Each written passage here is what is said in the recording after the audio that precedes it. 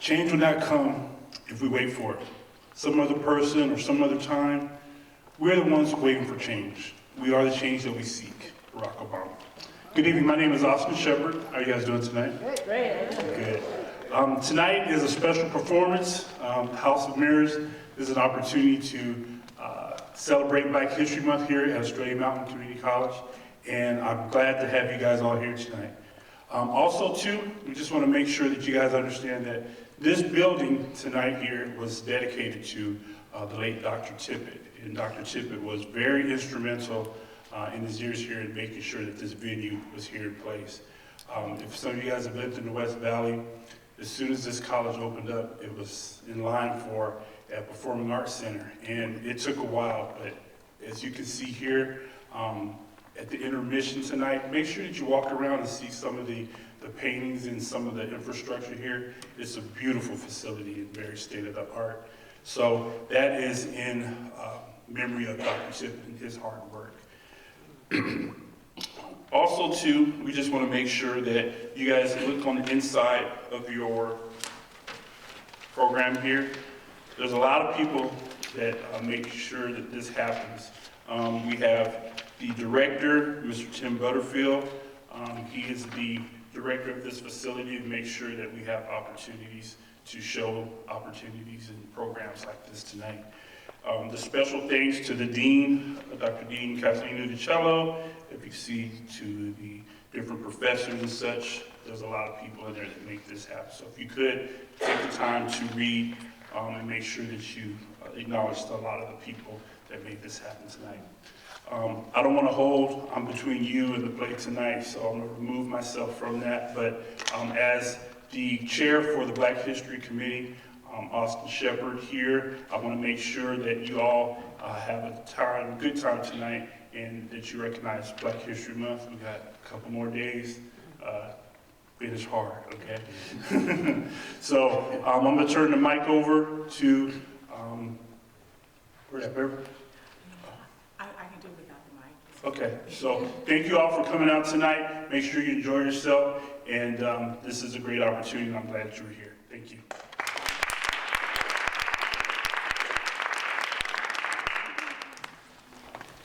Hello, my name is Beverly Smith-Dawson, and our show, what we're doing tonight is what's called a reading, semi-staged reading. As you know, the title is House of Mirrors. So it takes place in a house. But as you see on the stage, there isn't a house. We have the actors who are seated, and they will be performing using their scripts in hand. We all will. And our narrator is responsible for helping to paint the picture of what's going on in the house, what the house is like, where things are. And so just wanted to let you know that that's what you will be seeing tonight. It's what's called a stage reading.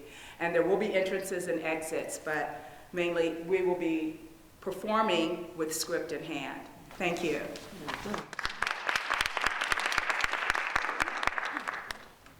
Scene 1. In the black, the sound of construction, hammering, sawing. Lights rise on the living and dining area of the house. On a wall in a prominent position is a painting of Sugar Bush. Her hair is white and beautifully styled. Beneath her picture is an ornately carved table, which sits a white telephone. Magnolia bustles around, getting breakfast on the table. The clink of silverware and Sage counting aloud. 1, 2, 3. The sound of a basketball, and Jasmine enters from upstairs. 7. She dribbles, then throws the ball, and the ball goes into the hoop and over the entrance. See what happens when you follow through like I showed you? Morning, Grams. I've got to get to practice. So early? You better sit down here and have a good breakfast first. Can't, Grams. I got to meet some friends and then we're going over together. At least take some of these biscuits with you, Jasmine. They're good and hot. She runs out the front door. Later, Grams. Magnolia! Magnolia! What is it, daughter? Sage enters from the kitchen. She looks 41, but she's 41, but she looks much younger. She always wears the same old tattered sweater. One's missing. One what, Sage? A big spoon. Well, baby, you must have miscounted. No, one's missing. One's missing.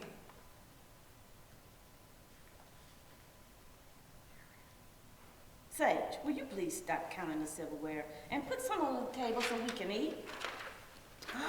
1, 2, 3, 4, 5, 6.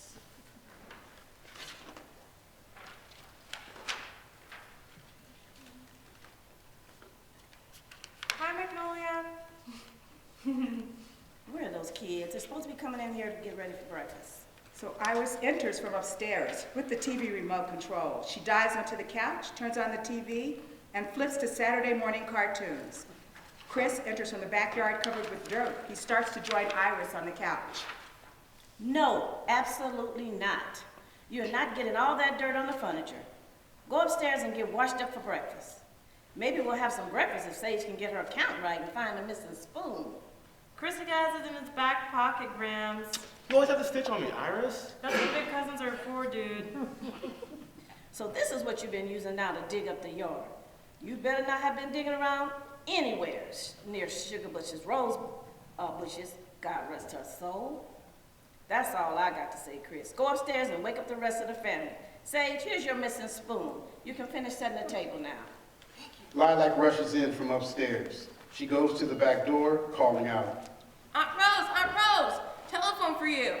She gives Magnolia a big hug and joins Iris in the couch. Willow enters from upstairs. She carries a dress over her arm. Iris, baby, I need you to try on this dress quick before breakfast. Aw, Mom, I'm trying to watch TV. Can it wait? No, it can't wait. You're the one who's been worrying my last nerve about not having anything to wear. Now get up and try this on so I can hear it. She starts to turn off the TV, and Iris grabs the remote and points it at her. Please. Do not touch that dial. We are controlling transmission. We are controlling the horizontal. We are controlling the vertical. We can change focus to a soft blur or sharpening to a crystal clarity. For the next half hour, we will reach from the inner mind to the... Don't let me have to reach my outer limit with you, girl. Now put this dress on, now. Iris quickly puts the dress on over her jeans. Willow marks the hem. During this, Rose enters and crosses to the wall phone in the kitchen. She comes out. Thought I had a call, Lilac. You got here too soon. The phone rings. There it is. Thanks, darling. She answers the phone in the kitchen. Hello? Yes, I am. Come and get it while it's hot. Iris rushes to the table, still wearing the dress. Chris returns, and everyone moves to the table, noisily chattering. Are John Quill and Poppy coming for breakfast? Jacqueline was painting a picture. He says to finish it before he eats. Poppy says she's too tired to come down and she'll eat later. You can't tell me what to do or when to do it on my own property. She slams down the phone. Rose washes her hands and enters the dining room. She dries her hand on a dish towel.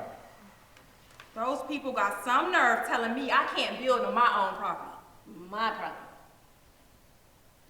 Talking about disturbing their rest. I can't help it if they're night owls and don't go to sleep at a decent hour. Well, how's the room coming? As fast as I can do it, but it ain't gonna be ready by the time Hyacinth gets here. Rose, I don't even understand why you're building it. You know Hyacinth ain't been home for 10 years. And when she left, she said she wasn't coming back ever to stay. You know I told you Sugar Bush come to me in a dream and told me to build that room. Yeah, but I know how strong Hyacinth can be when she makes up her mind. You can put her and Sugar Bush, God rest her soul, in a croaker sack, and they both fall out together. They're some tough-minded women. That's true. All I'm doing is building the room. I ain't making nobody stay in it. Will somebody say grace so we can get on with this meal? Oh, I will. Thank you. Okay, daughter, but make it short. Dearly beloved, we are gathered here today to partake of this wonderful meal prepared by Magnolia Morris, otherwise known as Grams, in the house of Sugar Bush. God rest her soul. We thank you for allowing us to have this food and for the roof over our heads, for there are many in this world not fortunate as us. We. Not as fortunate as we. Are you sure? Not as fortunate as we. That sounds funny. Say amen, daughter. Not as fortunate as we. Amen. They eat. Why is Cousin Hyacinth coming? Your Aunt Lily went to pick her up from the airport early this morning. They should be back soon. Do we need to save the ready food? I cooked up a plenty. Help yourself, baby. And he does. Where those other two at? John Quill and that renegade child. Poppy's tired. She said she'll be down. Tired? She ain't tired yet. Not as tired as she's gonna be if she keep running the streets like a canine. You're always ragging on her, Rose. Give the child a break. She's spirited. All right, mark my words. See that the streets don't break her spirit, and not me. Saguaro enters through the back door. She wears a nurse's uniform.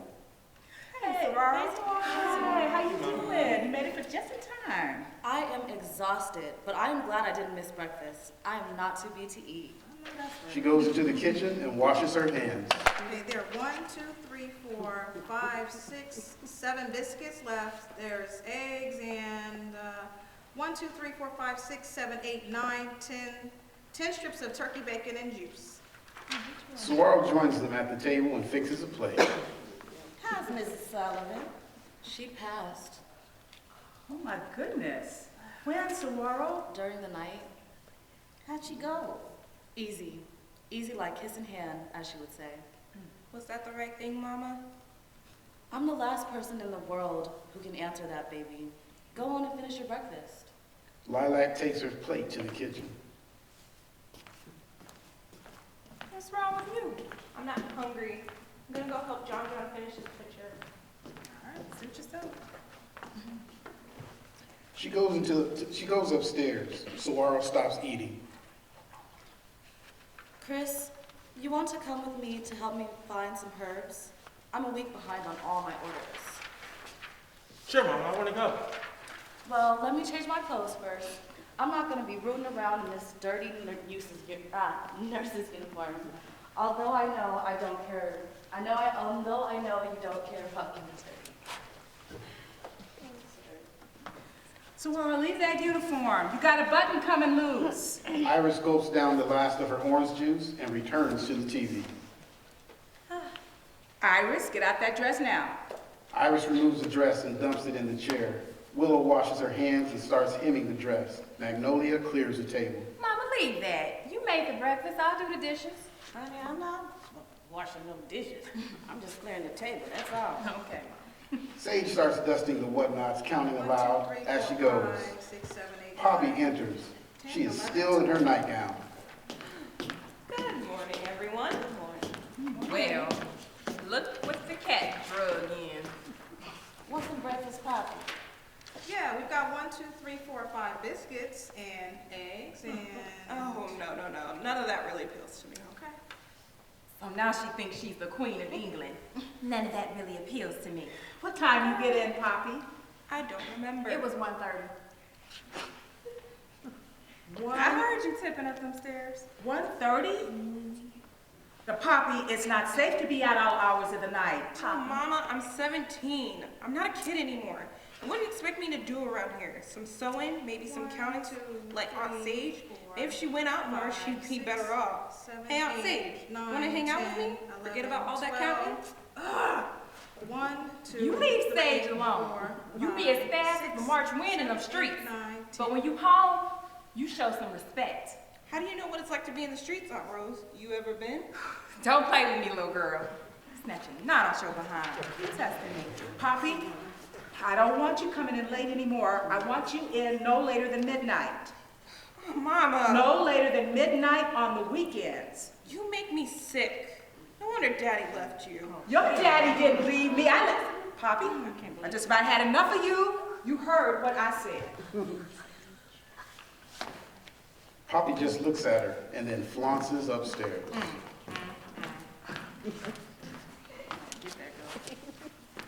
Lord, I don't know what I'm gonna do with that girl. Well, first of all, you gotta stop thinking of her as a girl. Saguaro and Chris leave to go herb gathering. After a few moments, the sound of a car horn. Oh my goodness. Hey. I've seen this girl in so long.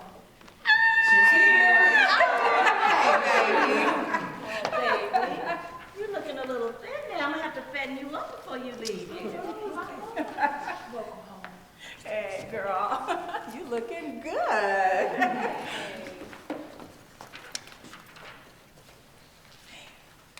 I know you're not planning on staying long enough to use all this you got in this bag. Not you. Now you know I am not one for traveling light. You learned that well enough from your mama. She believes in girls learning from their first steps to tote something around. Be a slave to your pocketbook. Come on, Lily. I hate carrying things around so much. I won't even touch anything with the word totes on it. I look like. Jonquil and Lilac come downstairs. Enchanté, mademoiselle. Je m'appelle Jacqueline. Your name is not Jacqueline. You're either Iris or Jasmine. Which is it? That's Iris, cuz. I'm Lilac, and that's Jonquil. I remember you, Lilac. But Jonquil, you weren't even a thought when I was last here. Hyacinth sits on the couch. Lily sits next to her. Jonquil squeezes in and sits by Hyacinth. Where's Uncle Oleander and Uncle Moss? Living up to their names. You know how you walk into the woods and see moss growing on every tree? Well, that's the way Moss is with the women, hanging on everyone he meets. That's why I had to leave him. You know how Oleander can be, poisoning everything with his overbearing self. Jonquil shows Hyacinth a picture. Cousin Hyacinth, this is you. I drew from a photo in Graham's room. Oh, you're a wonderful artist. You made me look beautiful. You are beautiful, Cousin Hyacinth. Thank you, baby. What is this? It's your aura. Alec told me what color it is. It's dark purple. Is that good or bad? It just is. Sage touches Hyacinth's hair and her face and finally becomes fascinated with the strands of freshwater pearls she's wearing. She gives the strands to Sage, who immediately starts counting the pearls. 1, 2, Hyacinth goes over to the picture 5, of 6, Sugarbush. 7, 8, 9, 10. I'm sorry I couldn't make it to the funeral. Yeah, we know. Your job keeps you pretty busy. And it pays the bills, Aunt Rose. Darling, let's take your bags upstairs. You can have my room. Oh, no, that's okay. I'm only going to be here for a few days. I could just sleep down here on the couch. Our Rose hasn't finished your room yet. What do you mean?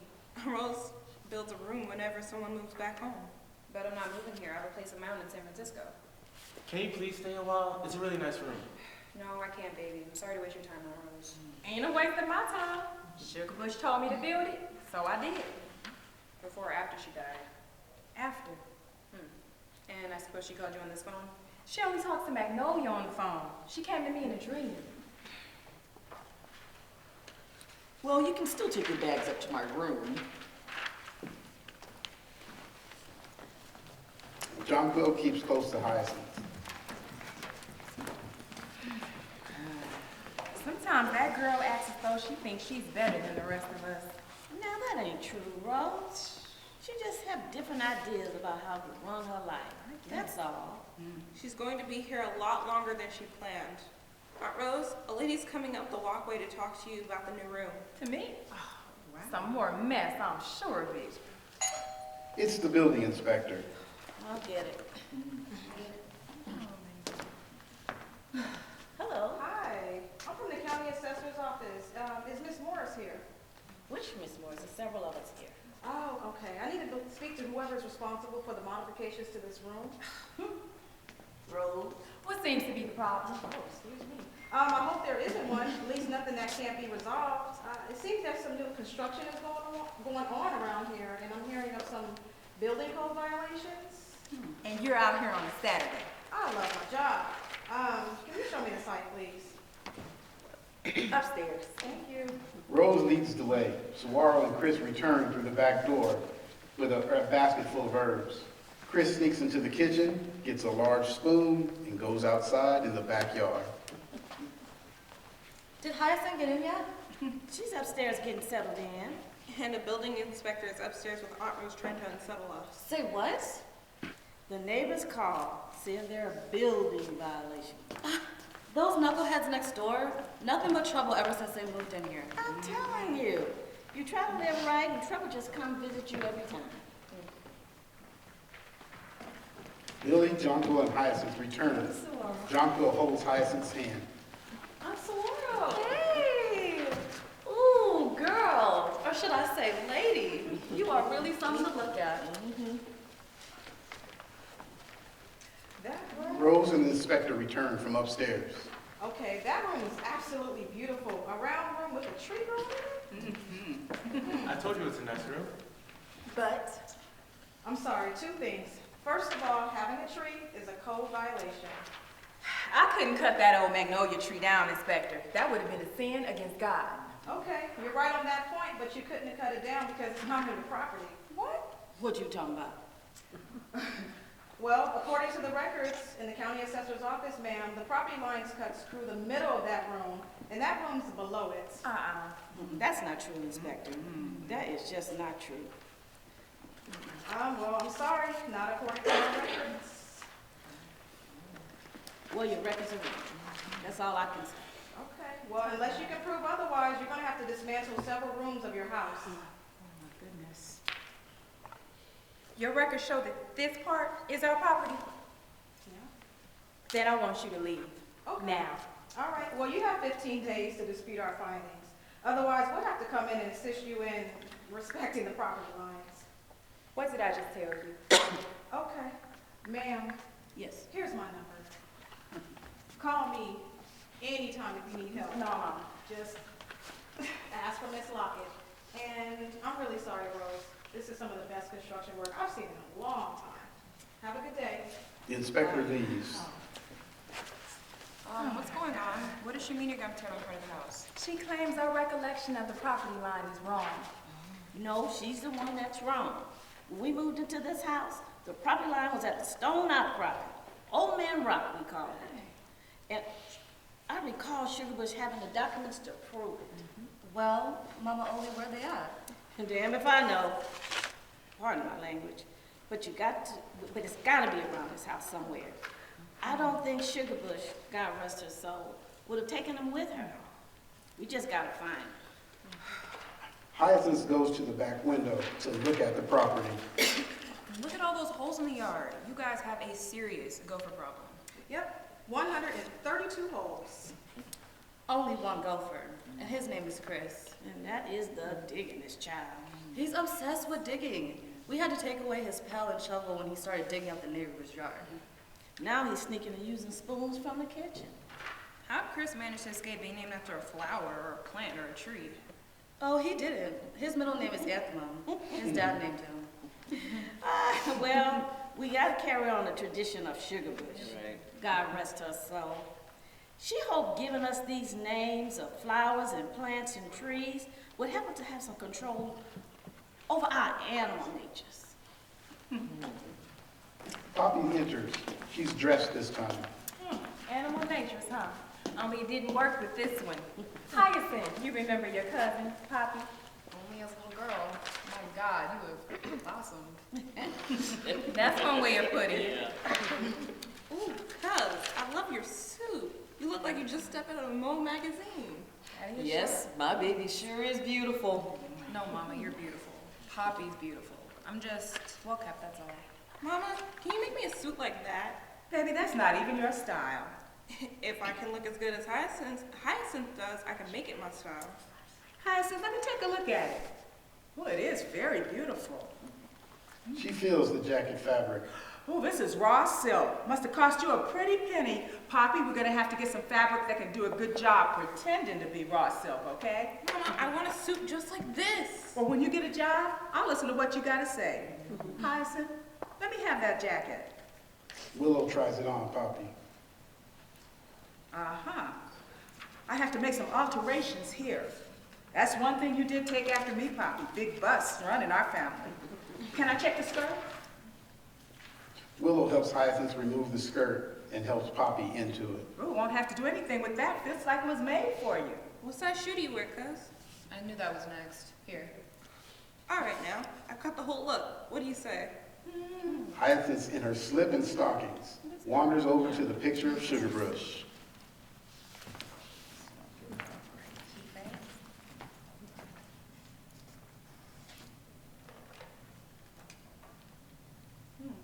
There's a dial tone. What you expect to hear? Angels and harps? Nothing. I expected to hear nothing. Oh, ow. You all right? Yeah, I'm fine. I'm just a little tired, jet lag. Cross-country flying will do it every time. You don't look well to me at all, daughter. Mama, Oli, come and take a look at her. Magnolia looks into her face. She is looking a little picky, Can especially I- around the eyes. Can I please get a look at her? I am the nurse around here. Please stop. I'm all right. You guys leave me alone, please. We'll leave you alone if you'll promise to carry yourself upstairs and get in my bed. You treat me like a child. You are a child. You're my child, and you'll still be my child when you're 90-year-old. So get to getting. Oh, I'll walk up with you, Hyacinth. I've got to get started on the ironing. I don't need anybody to go upstairs with me on Willow. I can go by myself. She starts up the stairs. Why don't come home? Well, if she hates it here so much, why is she home now? That's what I want to know. Lily, you have any ideas? I think she's looking for something. She quizzed me all the way from the airport, asking about the family tree and who's related to who. I told her we don't have a tree, only a branch. Whatever happened before Sugarbush, we don't know anything about. Sage, who has been counting the pearls over and over again, accidentally breaks the strand. The pearls scatter all over the floor, and everyone has to get down on their hands and knees to help pick them up. How many was there, daughter? 173 grains of sand, 173 grains of paint, 173 oysters crying tears of pearl, 173 oysters crying, 173. The lights fade out.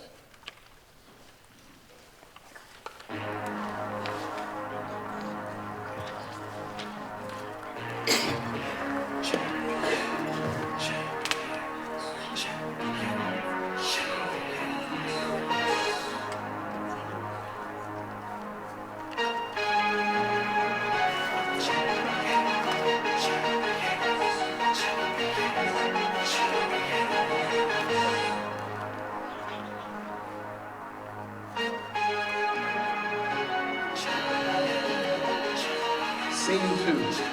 It's after dinner.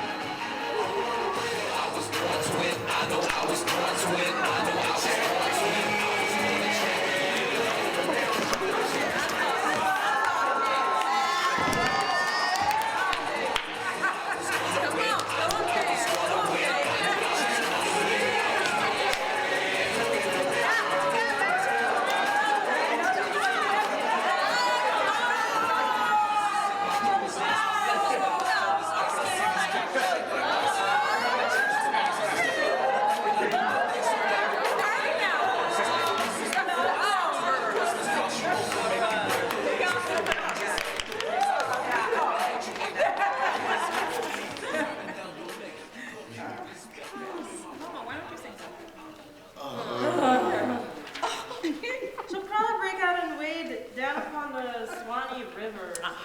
I'm not that old. Look over there and see if you see some gospel over there in that slip-slop stuff you call music. No, not gospel. Sing something like you used to sing when you were wild, fast, and free. Yeah, let me. I didn't know they had Wild, Fast, and Free in your days. Oh, so you think you invented it, huh? Come on, Mama. Sing like you used to. Get up and take the stage. Lily puts down her cigarette. Let me warm up a bit here. Hyacinth picks up the cigarette and starts to smoke. When you start smoking, Hyacinth? Since I was 12. What? Oh, hush up, Lily. Go on, sing. You've been taking your first puff since you were 6 years old. You're gonna have to tell everything, bro. You know I know. There's a lot I don't know about you, Hyacinth. I see that right now. That knife cuts 2 ways, Mama. Now, will you please sing for me? All right. Let me think of something. Come on, sis.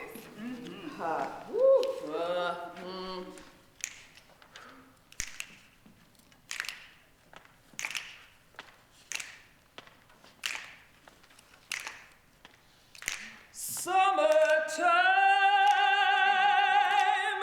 and the living is easy. Fish are jumping, and the cotton is high.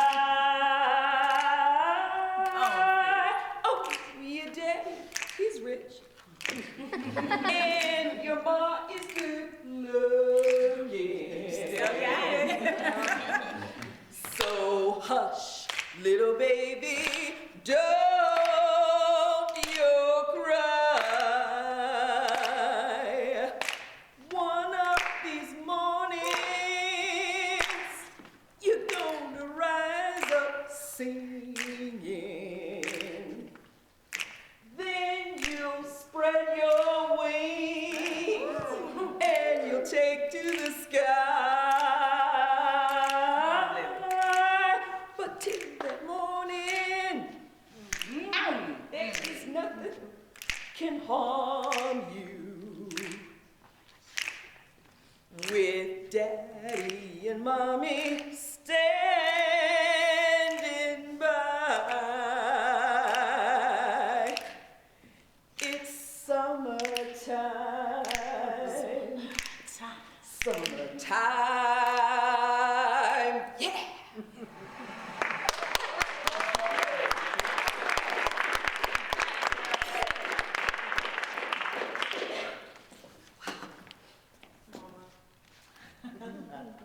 Thank you, Doc.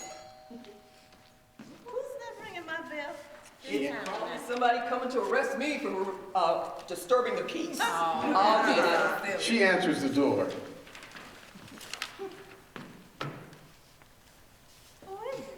Yes, hello? Ma'am, I'm sorry. Some friends heard music. Is it a party in here? Do it look like a party in here? And if it was, you think we'd invite some no Rose, I got this. No, young man, it's just a family thing. Well, sorry to bother you, ma'am. Lily closes the door. Why you so nice to them boys? They're just boys, Rose. Boys, men, it don't matter. We weren't making that much noise. Men don't bring nothing but disruptive energy. They just male women that was here. I'm so what y'all doing? Get your big behinds out that window. Hyacinth, what you doing over there? Yeah. Myra, do you want Rose? Oh, That's a landscape. you all ain't got as much sense as a cooked chitlin if you impressed with them Rudy Poops. Lilac up in her room reading a book, doing something sensible. Y'all down here looking at, oh, I tell you. Thought you weren't too keen on book sense, Rose. Book sense may not be as good as common sense, but it sure beats the hell out of nonsense. Right about that. Why are you so down on men, Aunt Rose? Don't you realize that none of us would be here if it weren't for a man? You went to college, but still ain't got your facts straight. Now, you need a man to be born, but only a woman keeps you alive. Don't you forget that. The gospel according to Aunt Rose. You'd have paid more attention to the gospel unless they're chasing around these little boys. Maybe then you... Don't get me started, little girl. Don't get me started. When do you ever stop? You curse men from the sun up to the sun down. You even curse men in your sleep. And? I've heard you. Now, Willow, now, Poppy, I'm sorry, that isn't any way to behave. Mama, I act. Dogs behave.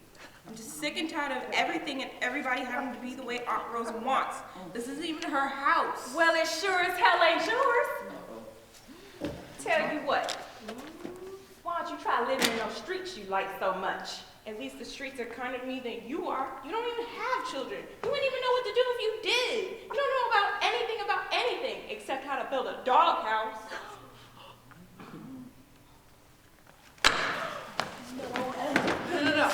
No. I hate you! I hope you die and go to hell! It's not right for family to carry on like this. It really isn't. If Sugarbush, God rest her soul, was here, none of this would be happening. Rose?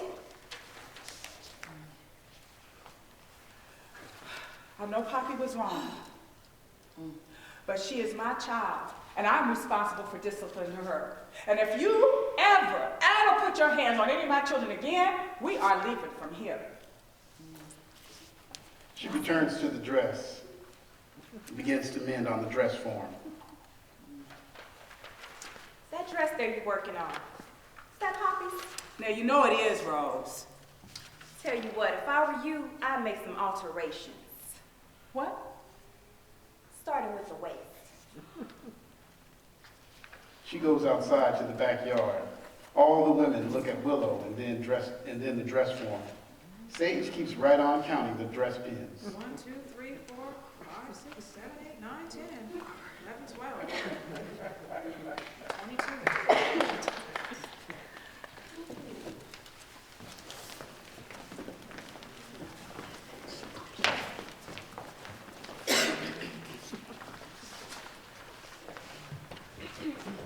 Scene 3. Dim moonlight. The beep beep of an alarm clock going off. Hyacinth is sleeping on the couch. She throws off the blankets. She rummages through her purse, takes out several bottles of medication and pours pills into her hand. She staggers into the kitchen. Sounds of her getting a glass of water. She comes into the dining area, sits down at the table, takes out some of the pills. Poppy enters from outside, a late night. She tries to be quiet and doesn't see Hyacinth. It's kind of late, isn't it? It's 3 in the morning. Some people would think that's early. You remind me of me. Really? I hated it here when I was your age, too. You must not be too fond of it now. You don't even come home. Everyone worries about you, Poppy. Worrying about someone is just an excuse to have control of their life. Those are my words exactly. You want to talk about it? Come on, sit down. Come on. So, tell me about this guy. He must be something else for you to risk life and limb going up against Aunt Rose. He is.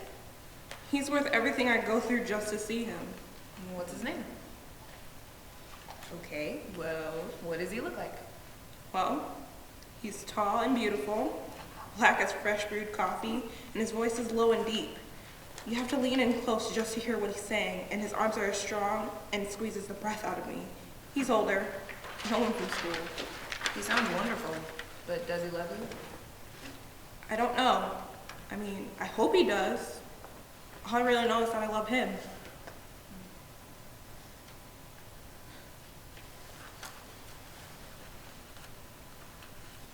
Here. Smell. That's him. That's what he smells like. The cologne he uses. Oh.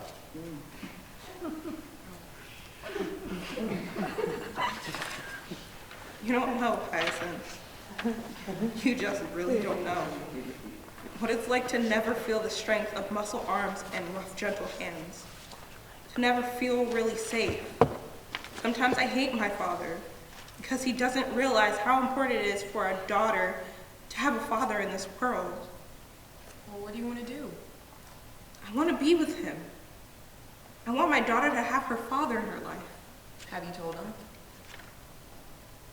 He probably knows anyway. Sometimes men aren't as stupid as they think. Damn, cuz. You only been here for one day and you're starting to sound like Aunt Rose. Shut up. I'm Rose in a class by herself. You can say that one again. No, really. She truly loves us. Even you. She just has a hard time showing it. That woman can't even spell the word love. You ought to stop.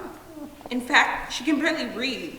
Always trying to knock it into our heads to stay in school, but she barely finished the 2nd grade.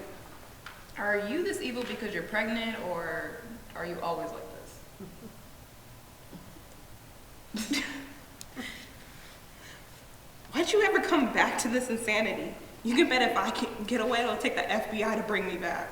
I've got some things to take care of, some things to settle. Lilac says you're not going back. You talk as if Lilac can read the future. She can. She told me my baby is a girl. Well, she's entitled to be wrong once. Ow. Oh, God. Are you okay? Yeah, I'm just tired. I need some rest. Anything I can get you? No, I'll be fine. Nothing low sleep won't help. Go on, you need to get some rest too. You're not pregnant too, are you?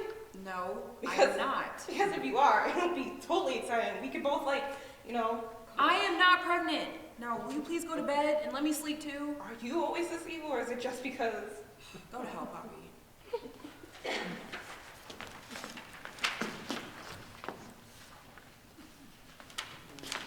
You can work somebody's nerves, you know that? Aunt Rose said I got it from you. Well, I better tip up the stairs. Why tip? Everybody already knows what time you waltz in here. Shut up, girl. Oh, those are some cute shoes.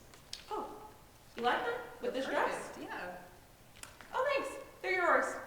Oh my, that's nice. She skips up the stairs.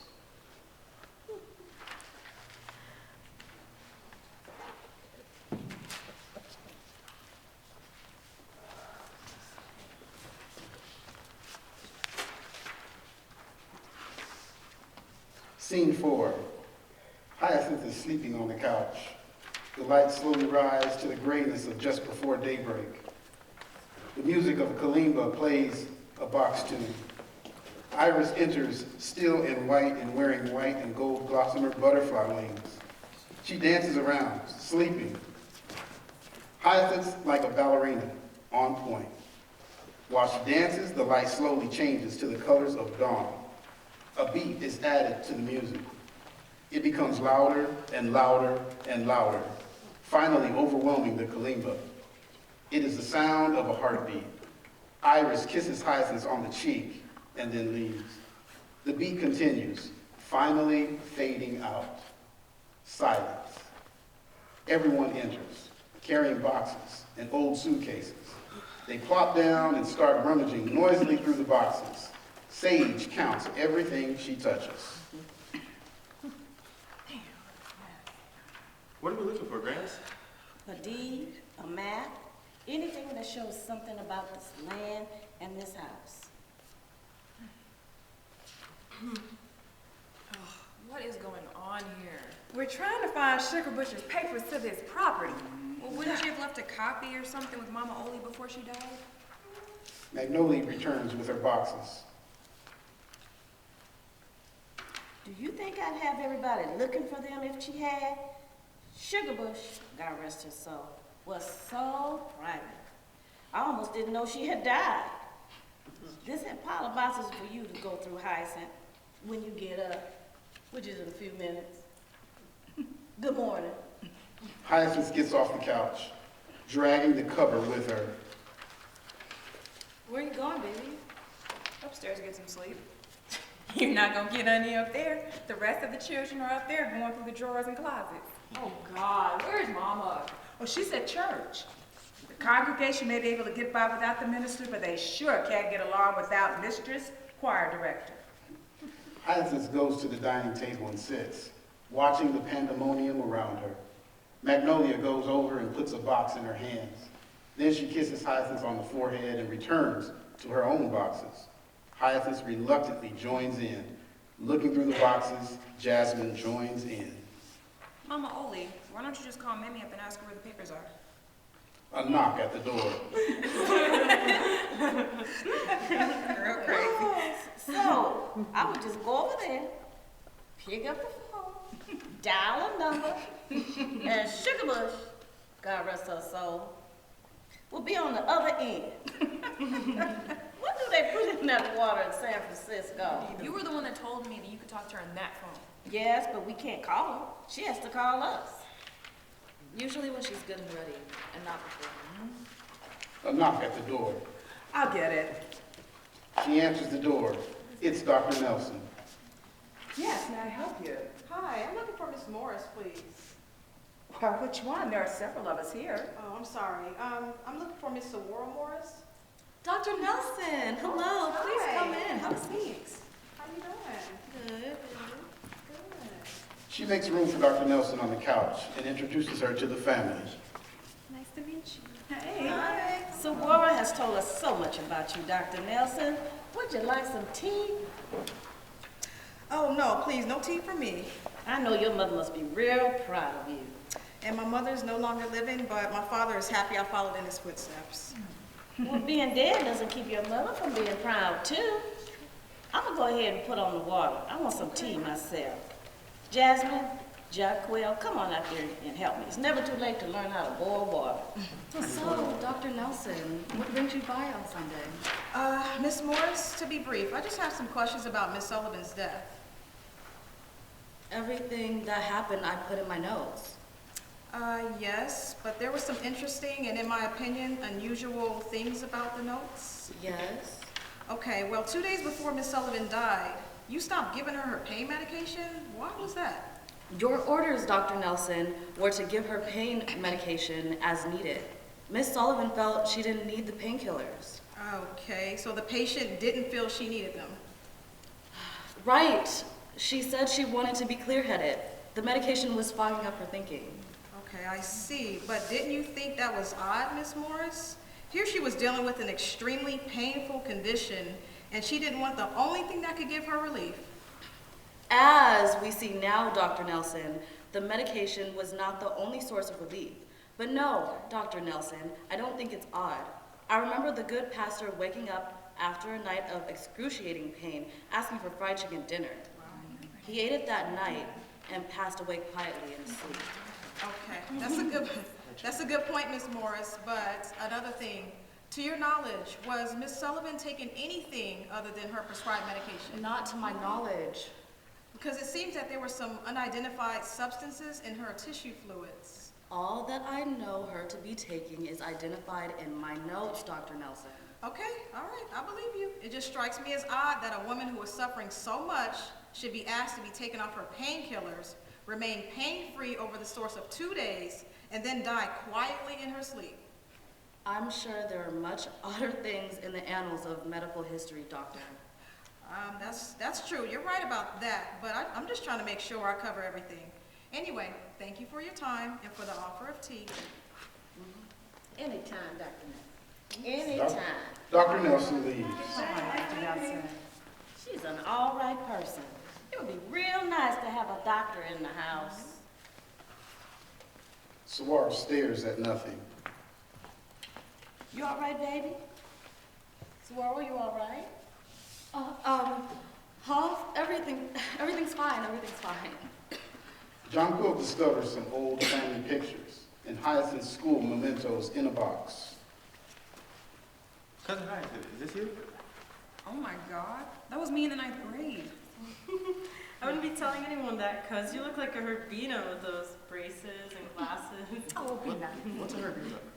Anyway, you sure are beautiful now, Cousin Hyacinth. Thank you.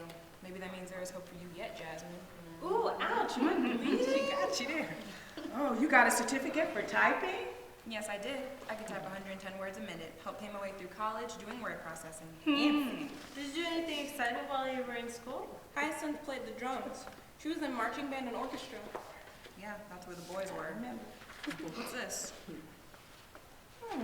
That looks like the Big Family album. Lily was supposed to be putting more pictures in that. No wonder I haven't seen it anywhere. Let me see that.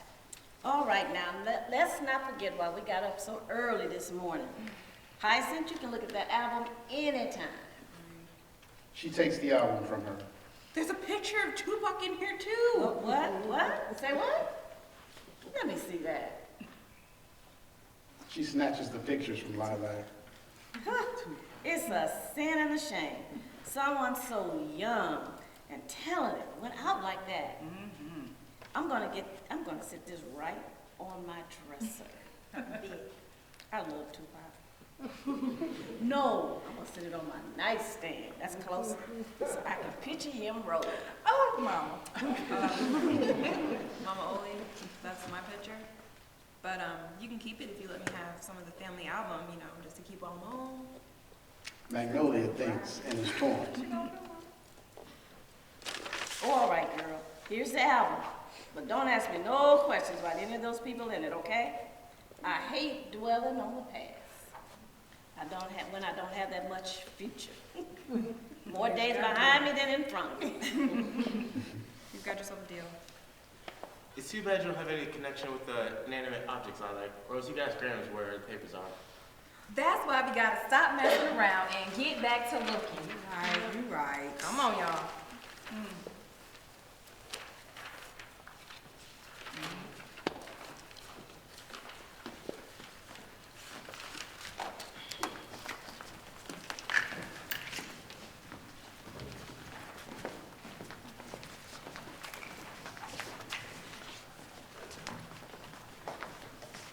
Scene 5. It's late night. The house is dark. After a moment, a small flashlight goes on. Hyacinth is in the dining room, looking through the huge old family album. After a moment, she mutters, Nothing. flips more, Nothing. flips still. Nothing. What you mean nothing? That's a picture of me. Hyacinth drops the flashlight and gives it and crawls under the table. What are you doing? I'm looking for a picture of my father. I don't even know what the man looks like. Did you talk to Lily? She changes the subject whenever I try to talk to her about him. Well, if your own mother won't tell you, it's none of my business to enlighten you. God damn it, all of you women and your secrets. That's exactly why I left here, and that's exactly why I stay away. May doesn't tell her own daughter where the property papers are. My mother not telling me a damn thing about my own father. And you not finishing the 2nd grade? Why? Why all the secrets? Who told you about the 2nd grade? No one told me about the 2nd grade. What could have possibly happened in the 2nd grade to keep you out of school? Didn't you want to do something with your life besides work with your hands all the time? People always look down on folks who work with their hands. You got to understand, when you work with your hands, you got to use everything God give you. Without a sharp mind, you can't use your hands, your foot, your anything. They won't know what to do. And when you use everything with heart, you can use your hands to capture God's beauty.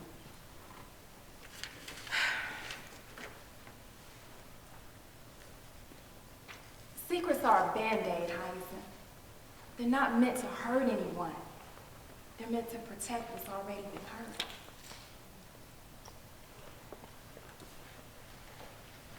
I didn't start school until the 2nd grade.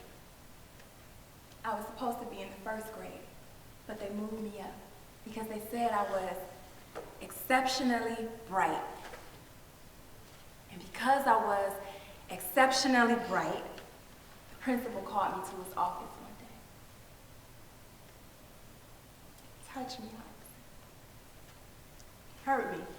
He messed me up bad. He told me that he would kill me if I told anyone.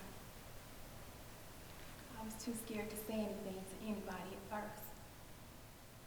Mama got the story out of me. She always gets the story out of me. Sugar Bush herself went personally down and beat that principal with a hammer. She didn't kill him, but they found out he was doing it to all kinds of little girls. If I wasn't exceptionally bright and in that school, it would have never happened to me. They keep trying to tell me, they told me, go back, Mama, Sugar Bush, the teachers. It was my fault. If I wasn't exceptionally bright, it never would have happened. It's not your fault. I'm sorry. I'm sorry I really didn't.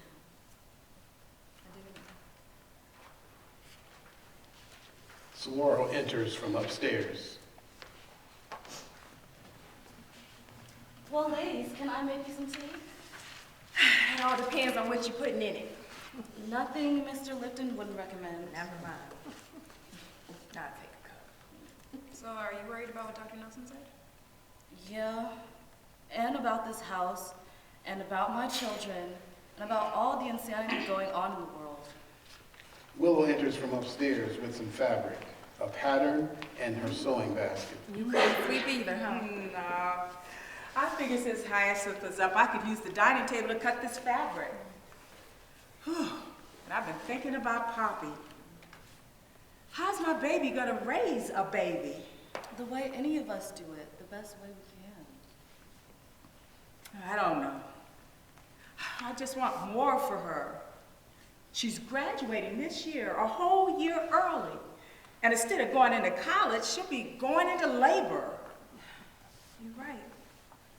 All I can say is I'm glad I don't have any children. This world is no place to raise kids. But don't you miss not having your own children? Look around here a moment and see who's all living in this house. Now, do you really need to ask me that question? Never mind. Hyacinth, when are you going to make your mother proud with some grandchildren? Not to put any pressure on you or anything, but you are the only one. I think my mother would be more proud if I gave her a son-in-law first. Well, beggars can't be choosers. You take what she can get. Well, I don't think it's going to be happening for a while anyway. Look, don't pay any attention to them. You've got plenty of time. And I bet you got plenty of men lined up to use that time, too, as glamorous as you look. My life is not glamorous on Saguaro, even though I dress the part. Well, forget the men's anyway. Since you're home getting all into folks' business, let me get into yours. What do you do with yourself? Work and work some more. You work in 2 jobs? It feels like that. I mean, I work 12 hours a day at the office, and then I bring work home with me evenings and weekends. You must have a wonderful job to want to do it so much. Actually, my job is to make my boss look good, but, I mean, it's all right. I don't know what else I want to do instead that pays anyway. So when do you get to play? That's what I want to know. Hardly ever. You know, I've been working there for almost 3 years, and this is the first time I've had a real vacation. Well, Lily better kiss those grandbabies goodbye then because you don't have the time. Are you happy, baby? The teapot whistles. Who's for some tea? I'll take a cup. I want to. I'll take some. I'll fix it on tomorrow. Okay. While Hyacinth sets up the tea on the table, Willow spreads her fabric and pins the pattern. Also, Sage enters from upstairs. Oh, better get one more. Sage is up. Good morning, babe. Here, Sage. Start putting these pins in the pin cushion. Sage does and starts counting the pins. 5, This is some beautiful fabric, Willow. Who are you making this for? Oh, I wish it were for me, but I can't afford anything this nice. No, it's for Mrs. Tanner's daughter. She wants her to have an evening dress. I hope it's the jacket in there too. She gonna catch cold in that little thing. More than a cold if she's lucky. Oh, so bad, Willow. Hyacinth, are you reading the tea leaves or what? I'm working as fast as I can. Oh, bring some jam for my tea. Jam. Yes, I read about it in a play. The Seagull by that Russian playwright Chekhov. They put jam in their tea. I tried it and it's pretty good. Jam. Yes. I'm here to serve. She gets a jam from the cupboard and brings her the tray. Anything else, oh great Mickey BGBs? Well, you can start cutting while I drink my tea. You know, I do not do anything that resembles a woman's work. And where's my mother? She can't possibly be at the church this long unless she's sleeping with the choir. Well, not the choir. What? Here, Willow, let me cut. What is some good tea? Go ahead and look after your tea. Thank you. Sage takes her tea to the couch. She sits down with the cosmetic bag, falls on the floor behind the pillow. She opens it and finds vials of medication. She puts the vials in her sweater pocket and leaves upstairs. Ooh, I forgot to tell you. You'll never guess who got in my face yesterday. Abraham Washington. How'd you know? Girl, Abe Washington, who owns the Chrysler dealership. man breaks his neck watching you whenever you go past. Yes, him. That man is rich and not bad looking. And he's already buried 3 wives. Wait a minute, I thought only one of his wives died. I thought it was 2. No, 3. And if you don't believe me, go on up to Foster Cemetery and see. 3. That might explain why he's rich. Well, I don't need a man's attention that much. Well, I do. What? I mean, I just mean, well, the men I meet, they don't want to hear the word love. You have to be careful not to use the word I and the word that starts with L in the same sentence. Oh, honey, I lost my keys. They're ready to run. You know, I know those kind. I like ice cream. Ching! They're gone. I look a mess. Ching! Ching! Left you all my money. Dawn, I don't know what to do. I have this tremendous capacity for loving. Most of the time I feel I want to reach out and just embrace the world, but nobody can handle that kind of love. It scares men away, so I find myself expressing love in narrower and narrower ways. You never answered my question, Hyacinth. What? What's that? Are you happy, baby? Well, I mean, it's not about happy life. It's about survival, getting through. But when I get down, I pray for rain. For rain? Have any of you ever run naked in the rain? No, and neither had you and let Mama always see you. Willow, I know because you're asking that you've already done it, but why? Well, there's no way you can run naked in the rain and stay depressed. There's not enough depression in the world that would make me take my clothes off and run naked outdoors. I'm trying to imagine what that would feel like on Willow. I know how good it used to feel to walk barefoot in puddles and with the mud squished between my toes. And how the grass feels slippery under your feet. Yeah. Is that all you do? Just run around out there? That's about enough, don't you think? Well, sometimes I laugh, scream, even cry. It depends on how much negativity I've got to get out of my system. Oh, Lord, no. That's all we need is to have those impotents next door see you. They'll try to get rid of more than just a few rooms of a house. Girl, I am hearing this song in my head. Wait a minute. Once the rain starts falling on my face, you won't even see a single trace. Right now I think I'm dying. No, it's crying. No, Rose, I think it's dying. Aunt Rose is right for a change. How do you know, Hyacinth? You weren't even born when the song came out. I tell you, it's crying, crying, crying. Look, I started singing this song, so it will be how I remembered it. Well, go on and sing it all wrong if you want to. Thank you. Right now I think I'm dying. Because of you I'm crying. Don't want you to see me cry. Let me go, let me go, let me go. Oh, okay. Sorry, sis. Come on, y'all. Come on, y'all. Y'all know that song. Come on. All right. Go on, sweetheart. Give it to us. Go outside. Oh, y'all Temptation. In the rain. Okay. Y'all know the dramatic thing. It may sound crazy. Hey, but I wanna go outside. I wanna go outside. I wanna go outside. In the rain. It might sound crazy. I ain't messing with y'all. You go, come on, sweetheart. Hey. Okay.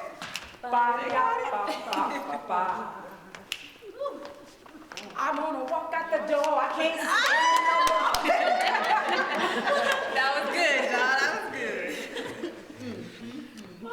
Good grief, I thought that man would never let me go. Lily, how is the good reverend? As good as always. He wanted me to spend the night, but I told him my baby was in town. Wait a minute. I don't understand. You're screwing the Reverend? What part don't you understand? Screwing or reverend? You! Screwing the Reverend. It's cliche. If there's one thing I'm not going to do is to discuss my sex life with my daughter. And why not? Since I'm supposed to be the result of your sex life, or was I an immaculate conception? Rose, Saguaro, and Willow take their cups to the kitchen and hurry upstairs.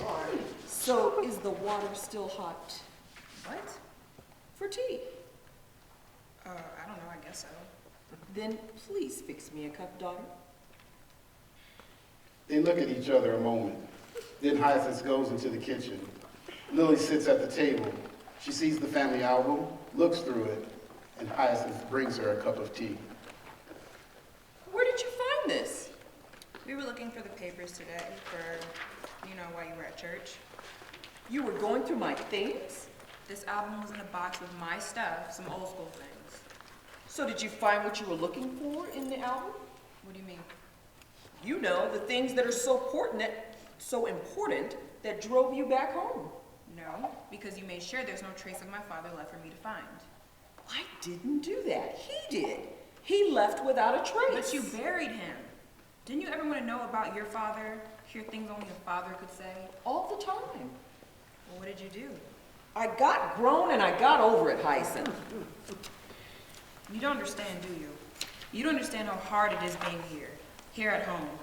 When I hurt, I can only be held and comforted in arms like mine, on breasts like mine.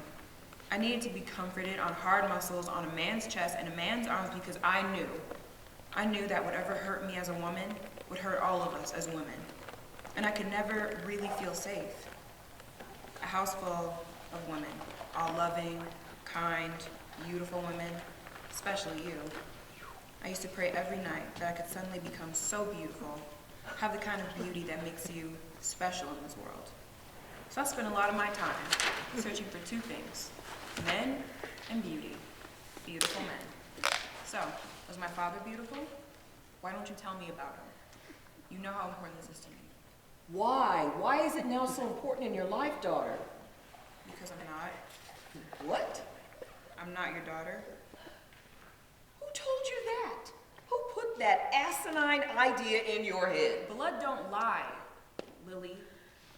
You have a lot of damn nerve standing here talking to me like that. I'm the person who stayed up nights with you, sick or scared, cleaned your dirty behind, made sure you had clothes, food to eat, a roof over your head, helped you with your homework, and made sure you got a good education, and loved and prayed for you every waking moment.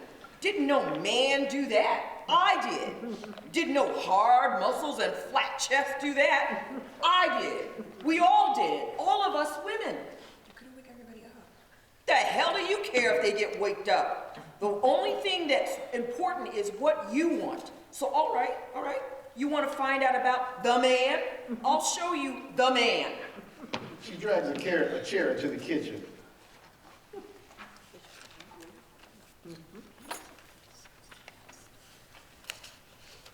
Okay, so you wanted to see? Here you go. Here's the pictures of the man. Go for it.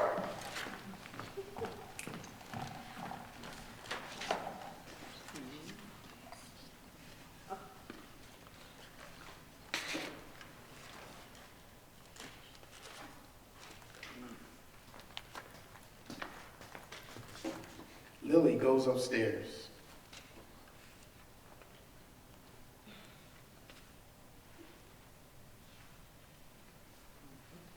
Sage enters and starts counting the pills.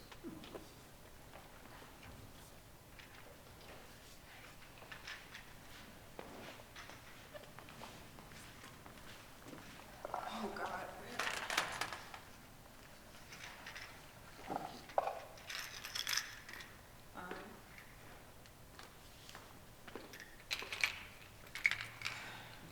Just 100.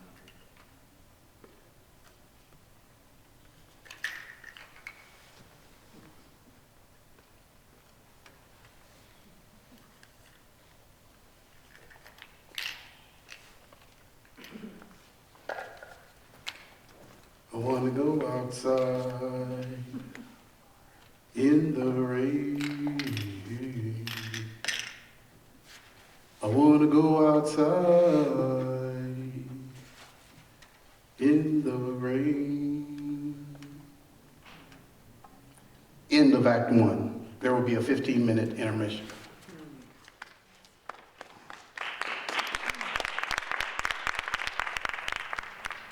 Scene 1. Magnolia is talking on the white phone. She's sitting in the living area. Hyacinth enters, starts a conversation, but Magnolia doesn't notice her. I know you no longer have interest in earthly things. But no, I'm not making assumptions about your interests. Well, you're the one in a hurry to get back to your domino game. You may be working on it, but I'm having difficulty seeing any results. That's it. Everything is falling apart. Everything's falling apart here. I'm not interrupting you. Everything is falling apart here. And that's it. Just keep digging. Hello? Hello? Well, I'll be damned. Hello, darling.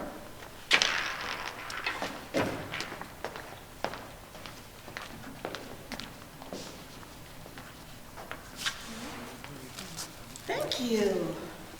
No problem. Mama Oli, who is... Who? This is my mail for my prayer group. Thank you. No, who's on the phone?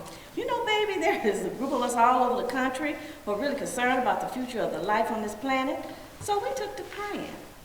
Every other month, we identify someone who is putting their God-given energy into disrespecting human life, animal life, plant life. Then we pick a time of day when we can all get down on our knees, and for 30 days, we pray for that person's demise. You pray for people to die? No, that's not all we do. It would be a waste of time just to pray against the wicked. We also pray for strength for those who are using their God-given energy to support life. And we believe that prayer is more effective if we send the person we're praying for a letter telling them of our efforts. And this works. We believe it helps. You have your work cut out for you. It gives me something to do. So are you gonna tell me who's on the phone? Are you gonna tell me why you came home? What if I already know? What if I already know? Then help me, Mama Oli. I can't yet, darling. I can't. All I can do is tell you what someone told me. Keep digging. Lilac, Jonquil, and Jasmine enter from school. They hug Magnolia and Hyacinth. So how was school today? It was good. You know, Grace, I'm having a problem. Yeah? So, it's really stupid. I don't know what it is, but I can't make the basket from the free throw line. Not one. Wait a minute. You're telling me you can make fast breaks, layups, basket from any place on the half court, even with dense coverage, but you can't make a basket free and clear with no outside pressure? Gosh, Grams, you make me sound like I'm stupid. No, baby, no. I'm trying to make a point. Maybe you have to overcome a challenge in you. Now show me what you're doing. Imagine yourself at the free throw line. Jasmine grabs her ball. She stands in front of the entrance. She bounces the ball a couple times, shoots, and misses. Well, first, let's clean up your technique a bit. Right now, you're not using your legs. You're just tossing the ball at the basket. Here, let me show you. Now see, when you're doing it just using your arms, like throwing something away, maybe it'll go in, maybe it won't. She shoots. Now you know how I told you about using the whole body to do what you got to do. Like those Air Jordan shots you do so well. Now you got to do the same thing here. Your legs are much stronger than your arms. So bend those knees and push. Push with those muscles in your legs and use your arms to propel and aim. Aim right for the basket, like this. Okay, now you try. She demonstrates and the ball goes in. Okay, now you try.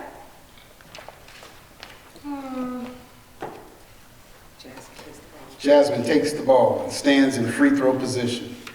She bounces a couple times and... Excuse me, baby, but when you were standing at the free throw line, what are you thinking about? Well, everything, Grams. Think about not stepping over the free throw line, about the players standing on either side of me, and half of them wanting me to miss. And, you know, I think about what my coach will say if I don't make the basket, and what people watching the game are thinking. You know, and I'm also thinking about the sweat on my back and how I look. And will any of those thoughts help you get the ball into the basket? Because regardless of anything else, that's your sole purpose.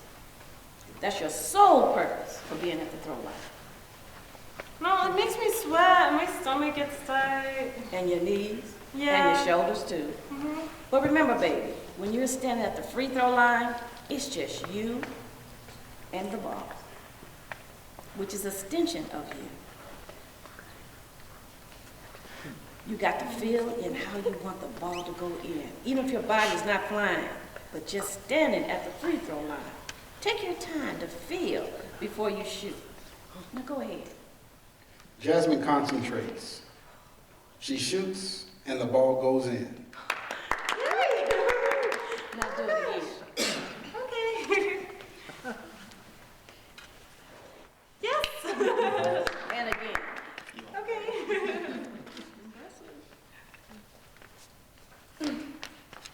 Yes. Now tell Grams how you feel. Well, you know, I feel like I was flying, like I was just flying just where I wanted to go, to the basket. And thank you, Grace, thank you. Mama Oli, how do you know so much about basketball? Well, I started watching basketball when Julius Erving was playing. You know Dr. J. He was in his prime there. I wasn't interested in sports at first. I started watching because basketball players have the nicest legs and the chance to show them off. When they changed the uniforms and start covering up those legs, then I wasn't interested anymore. I just started studying their technique. The hoop you see right here, it used to be in my bedroom until Jasmine moved in, showed her interest in the sport. So Jazz, you know what you gotta do. Yes, ma'am. Practice, practice, practice. So you can do it in your sleep. Okay, my little sweet pea, how do things go to school today? It went okay, Gramps. He got an A on his picture. Well, I wouldn't expect anything less. Although I don't really understand it myself. The teacher must be blind or something. All right now, Jazz. The way your grades are going, you might have to remove the letter A from your life. Show us your picture. He takes the picture from his backpack, and he unrolls it. That's amazing. You don't know what it is either. Shut up. You make me sick. Jasmine, Demetri, Morris, you are a breath away from me snatching the night away. Gramps, I was just joking. I Sorry. apologize, John. This looks like a night right here. But what's that? That's the monster. He sleeps under my bed. Well, he is horrible looking, that's for sure. The night is our father. He used to protect me from the monster. Every night before I go to bed, he'd come with me to make sure the monster would leave me alone. He'd come in the room and roar like, ah! And say, don't mess with my tranquil. If I look under the bed, I better not think Beverly gone. And sure enough, me and him, we lifted the covers, and the monster was gone. And he made me feel safe. And he even whistled just in case so I can blow it, and so we can come. But the monster's not that stupid. But Daddy's no longer here anymore. But your mom and your sisters and your cousins are here. So no monster's gonna mess with Mama Oli or Aunt Rose. Especially Aunt Rose. You can say that again. But the monster is only afraid of my daddy. So what do you want to do? He sleeps under the bed. Really?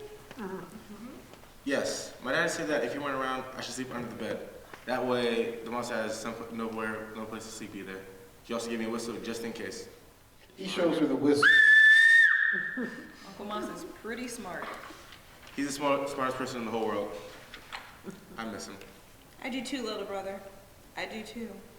And no, Grams, I don't have a date yet for the prom.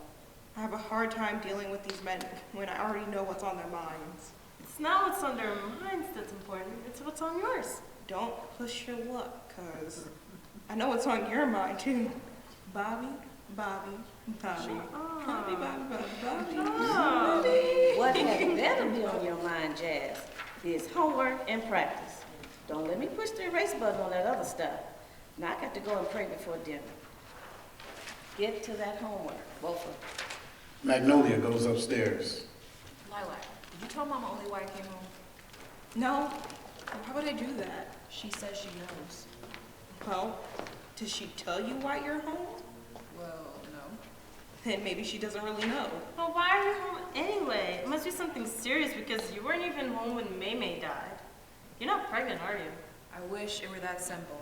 Lilac, you know I'm here. Can you help me? I stay out as much as I can, Hyacinth. When I was younger, I used to tell people all the time what was going to happen to them or dig up secrets from their minds. Knowing all that stuff never really helped any of them. And they ended up hating me because I knew. You learn things in your own time and when you really are ready for them. The children stop and pick up their books. They exit quickly, leaving only Hyacinth and the portrait of Sugarbush. To be or not to be, I wish I had a choice. When I'm alone, I don't know what to think. I just listen. Listen to my heartbeat, my breathing, my eyelids opening and closing. Oh, May, I'm so sorry I didn't come. You would have been able to help me.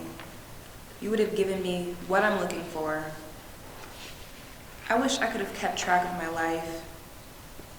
It's all been a blur, punctuated by man after man after man.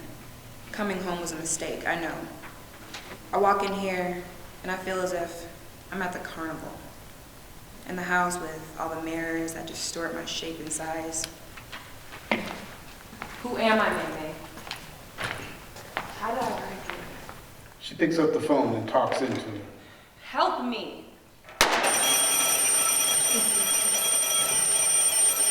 Sound of the alarm clock. Magnolia enters.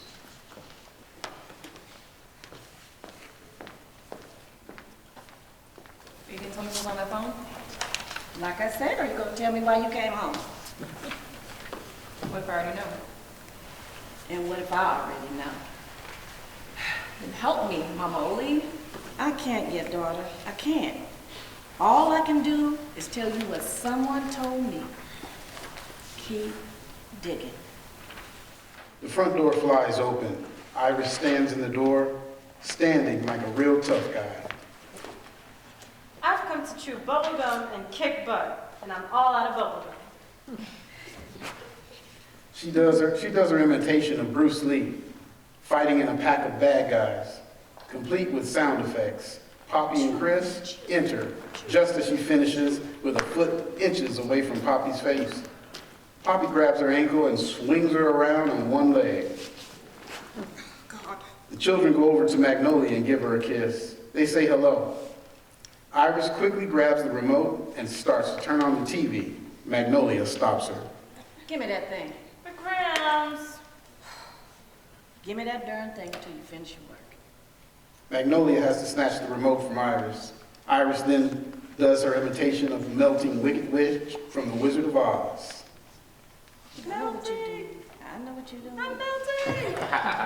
That's my little dog Toto. You see what I have to put up with? Up, everybody up and do homework. Nuts! What did you say, girl? Nuts! Grams, I almost forgot. There's a sign up in the front yard that says nuts. What? Look, out there. You see? Yeah. It's right out there. It's in the shape of an arrow. That wasn't out there when I went to get the mail. How'd it get there? Looks like some of Rose's handiwork to me. Well, lawsy me, just what I need. All those commoners at school talking about how my back. Oh, isn't that girl with the sign in her yard? The sign that reads nuts. So what should we do about it? Just leave it until I can talk to Rose and find out what's going on. It's time for my prayer session. You all get that homework done. Here, Hyacinth, you are the official handler of the remote. Aw. She exits upstairs. All right, I'm opening all bribes, considering them right now. I can't. I'm the oldest. I can't believe Aunt Rose would do such a thing. Why would she put the sign out on her yard? We don't need any advertising since all the neighbors already know that everyone in this household is loony. Well, Aunt Rose always has a good thing for everything she does. Maybe the thing with the property line has her worried. We're all worried about that. Yeah, me and John never lose our room. Not to mention Graham's beautiful sun porch with all our indoor plants. I know what we can do. We can lie down in front of the tractors so they can't run over us. I saw it on a TV show once. When do you have time to watch TV when you're always outside digging up the yard? Why do you dig up the yard? Because he's compensating for missing his father. That's not true.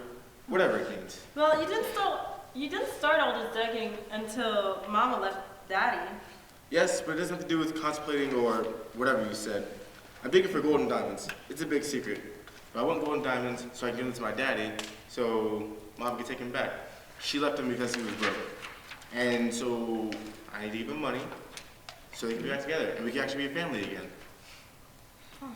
Chris, we're still a family. All the children are all together. Chris, probably that's not right. Family is made up of children, mother, and a father. Just like in my school books. I look at school every day when parents pick up their kids. Every day. And all I see is big happy families. And what I have? Just my mom.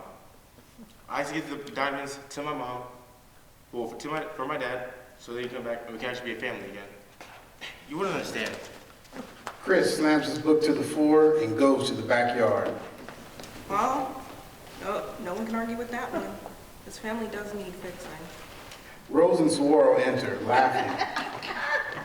Saguaro collapses on the couch, scarcely able to catch her breath. Oh, Lord, because Rose put that sign out front pointing to the next door, every Tom, Dick, and Mary has been stopping at the neighbor's house asking if they have nuts for sale. I know it's not funny, but you should see those people's faces. And there's nothing they can do about it because the sign is on my property. On my property, you mean? Mama. We have lived in this house over 50-something, quite a few years, and we never had trouble with our neighbors. So now they're sitting up there trying to think of some way to get back at you, and then on and on. It will never stop. Well, they're the ones who started it by having the building inspector come to tear down our house. And who's gonna put an end into it? That's what I want to know. We will, Grams. We'll find that deed. Rose, I want you to take that sign down, you hear me? I'm going in there and get dinner started. Let me, Mama Oldie. I feel like whipping some up with nuts. Girl's crazy. Poppy, the doorbell rings and Poppy answers it. Dr. Nelson is at the door. Hi, is Miss Morris here? Yes, ma'am. Please come in. Soror, Dr. Nelson is here. Please have a seat. Thank you. Hello, Dr. Nelson. What brings you here today? Miss Morris, I think we need to talk in private. Dr. Nelson, there is nothing you have to say that my family can't hear. Okay. Well, Miss Morris, Miss Sullivan's family has called for an investigation into their mother's death. Although I have not found any evidence of it, they claim that you are somehow responsible for the death of their mother. What? You mean the same family who wouldn't give the woman a glass of water while she was living? Hush, Mama. Or worried about her now that she's dead? Mama, please. I'm just trying to get the big picture here, Saguaro. Yeah, I'm sorry, ma'am. That seems to be the case. Yeah. So why wouldn't anyone in their right mind even listen to these people? Well, regardless of what you and I may believe, ma'am, they still have the right to conduct this investigation. So I'm sorry. What this means for you, Miss Morris, is that you're suspended from all nursing duty. What? What? I hate to have to bring you this news. I really do. I'm so sorry. I have 3 children to support. How are we going to make it if I can't work? I know. I've been thinking about that all the way here. Well, I could use some help in my office. It's just maintaining charts and answering phones, things like that. And I'm sorry, but it's only part-time. Dr. Nelson, I don't think you understand. I enjoy taking care of other people. That's why I became a nurse. That's the only kind of work I want to do. I'm sorry. I don't mean to sound ungrateful. Thank you for thinking of me. I may have to take you up on your offer. When does the suspension start? It starts immediately. But what about my patients? What's going to happen to them? Well, Miss Morris, they're my patients too, but don't worry. I told them that you just had a family emergency, and I have faith that this will all be settled soon. I'm sorry, doctor. I guess I need to be going now. I hope you'll give me a call and let me know if you want to come into the office. Dr. Nelson leaves. Those less than worthless people are getting back at me because I tried to get them to take responsibility for Miss Sullivan's care. I guess I deserve this. No. Taking the Lord's work into my own hands. The Lord gave you the knowledge and the strength to do it, Saguaro. It would be wrong of him to punish you for it. You only did what you believed you could. What are you going on about, Hyacinth? Saguaro? You helped her, didn't you? Saguaro, you found a way to ease Miss Sullivan into the next world? Yes, I did. Oh, she was suffering so much. The cancer was just eating her away, and those painkillers weren't helping her anymore. She'd wake up every 4 hours, then every 2 hours, then every half hour moaning in pain. Lord, please forgive me. I took a life. What did you use? Is it really painless? Can it make you just go quietly in your sleep? Is it easy to get? If you had to do it again, if you had to see Miss Sullivan lying there in pain, someone you know and love, could you do it again? Why are you asking these questions, Hyacinth? Because if Saguaro feels like given the same situation, she would do it again, then maybe that means it's right. Maybe it's the right thing to do, right? I'd do it again in a minute. She and Hyacinth hug. Willow and Sage enter from the front door, laughing. You'll never believe it. The lady I went to fit for her dress today was so pleased with my work that she had invited several of her friends over to meet me. I have orders for suits and evening dresses, all the expensive stuff with beautiful fabrics. Isn't that wonderful? And Sage did such a great job helping with the inventory at the fabric store that the owners are going to have her work at their other locations. You know Sage always gets the count right. They even paid him to take cash. Show up, Sage. What's the matter with all of you? We saw Dr. Nelson leaving here. Did somebody die? No, Willow. I've just lost my job, that's all. What? The Sullivan family has put her under investigation for the death of their mother.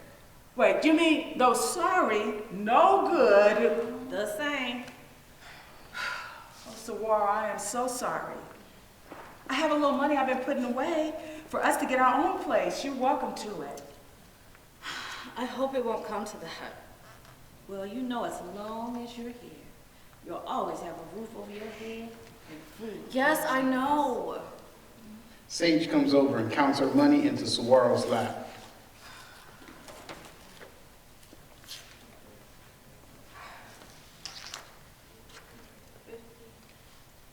$20, $10, $5.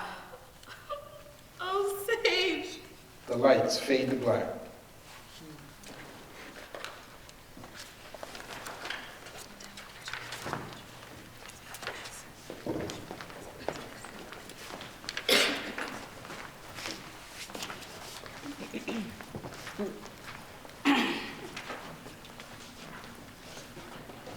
Willow is fitting a dress she's making for Poppy. One that's stylish but will hide her stomach as she grows. You hate me, don't you? What? You hate me. I can feel it.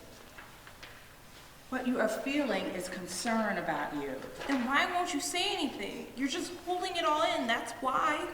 Holding it all in, you're just disappointing and just hating me. Goodness.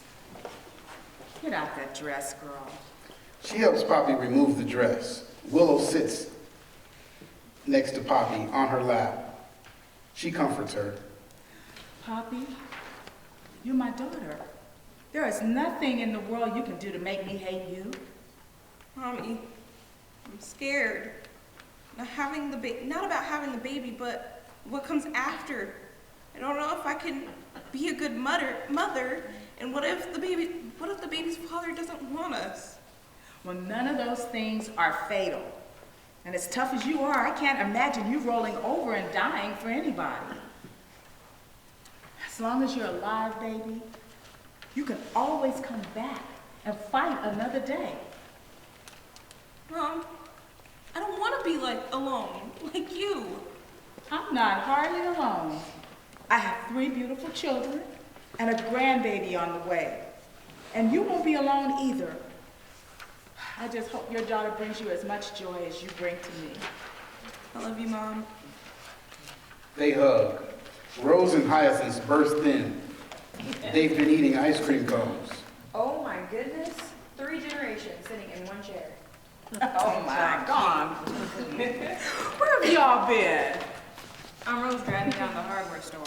Well, if you want to meet some decent men, you gotta go to where the decent men are. Only she scared away the finest looking man in there. He was full of himself, so I had to bring him down a peg. That man didn't know a difference between a drill bit and a back scratcher. Well, he knows now. That's right. Oh, Hyacinth, vanilla ice cream? Oh, you are boring. What kind do you have, Aunt Rose? Pistachio. It sure is good. Ooh, can I have some? No? This sure hits the spot. Please, just one lick, okay? No. She relishes everything. Hyacinth has Willow hold her ice cream. Then she and Poppy sit on Rose's lap and try to wrestle the ice cream from her. Willow watches while licking Hyacinth's cone. Ooh, you stepping on my bad foot, girl. Don't let me have to hurt you. Get off me, you big behind women. Go on, you can have it all now, Poppy. I don't want it after you had your lips all over it. You know you wanted Poppy to have it, Aunt Rose. You just don't want anyone to know how sweet you can be. Thank you. She and Hyacinth kiss Rose on each cheek. Stop it now. Yeah, I'm sweet when you want something. Now get off me. I gotta get out here and do some work. And by the way, when do we get to meet this man you in love with? This no name, sight unseen. Well, I've smelled him. His cologne. I mean, Poppy, tell him. I don't know what she's talking about. but you. Never mind. Crazy. Well, I know his name, and I've spoken to him, and he's coming to dinner next Sunday. And don't go quizzing him from appetizers to desserts either. Oh, I intend to do better than that. Let me get out here and sharpen some tools. Aunt Rose. Rose exits out the back door. So you're gonna sit around in your underwear for the rest of the day, just looking on the ice cream cone? I might. I don't think so. Not the way your room is looking. Okay, I'm going. You want your ice cream, Hyacinth? That vanilla was too boring for your fine taste. It is. I'm just asking because Mama's eating it all. She goes upstairs. Oh, it was just too good. I'll buy you another one. You want the cone? That's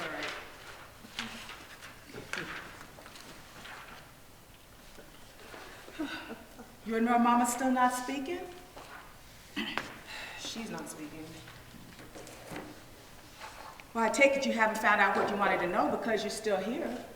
Well, I found out part of it. I know my father's name and what he looked like. Well, maybe that's all you really need to know. Mama, hello. Girl, you should be called the Barefoot Contessa much as you hate to wear shoes. Lily takes down her hair. I am deep. Willow, you got time to oil my scalp?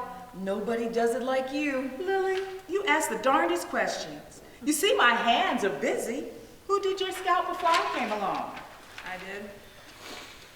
Well, pitch hit for me, baby. I'm gonna take this work to the porch and catch a breeze. Whew, no use letting this beautiful day go to waste. Hyacinth takes a deep breath and approaches Lily. You know I don't let anyone do my hair that's not family. Mama, let's not argue. Oh, so today I'm mama. You want something, so today I get to be mama. No. Yes. I want to know the truth. The truth is I love you. But right now I'm mad as hell at you. Hand me my purse. Hyacinth hands her the purse. Lily takes out a cigarette and a lighter and starts to smoke. May I have one of those? You are not going to smoke while you're doing my hair. Well, where's the hair oil? In the cabinet over there. You're still using that homemade stuff? It works. Mimi said it is a special formula. It keeps away the evil. It works. Hyacinth opens the hair oil and starts to give it a smell. Oh, Mama, your hair grease. I remember when I came back from the dead. I was only a little girl, walking home from school with some of my friends. We climbed the tall fence behind Mrs. Sweetchamber's house so we could get some of those red, shiny berries off her tree. Then we heard the door slam. And before we knew it, Mrs. Sweetchambers was coming after us. We ran back to the fence, but I couldn't get over. My friends tried to help me, but I couldn't get back over. So they left me there. And I remember Miss Sweetchambers coming closer and closer, her finger pointing at me, and her shadow crept up and up until it covered me. And she reached out her hand and touched my forehead with her finger, and it felt like hot metal pouring into my head. That's the last I remember, except for the smoke.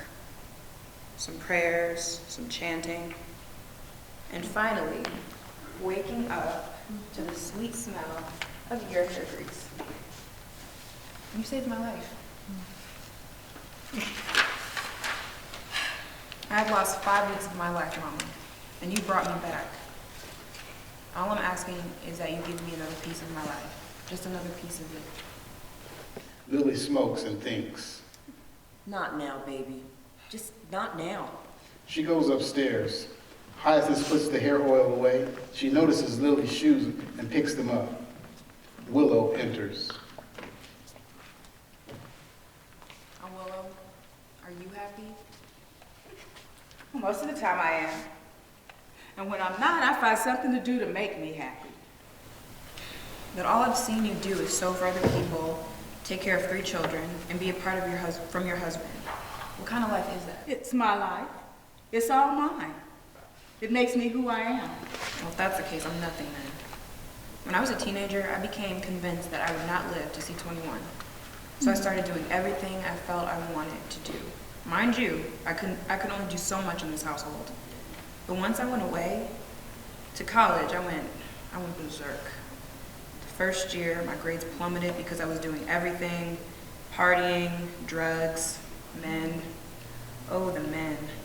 Was I ever shocked when my 21st birthday came and went? I didn't know what to do with myself. I still don't. All the time I've been in San Francisco, I never walked into Golden Gate Park until a few days before I came here. I walked all the way across, loaded down with work for my job.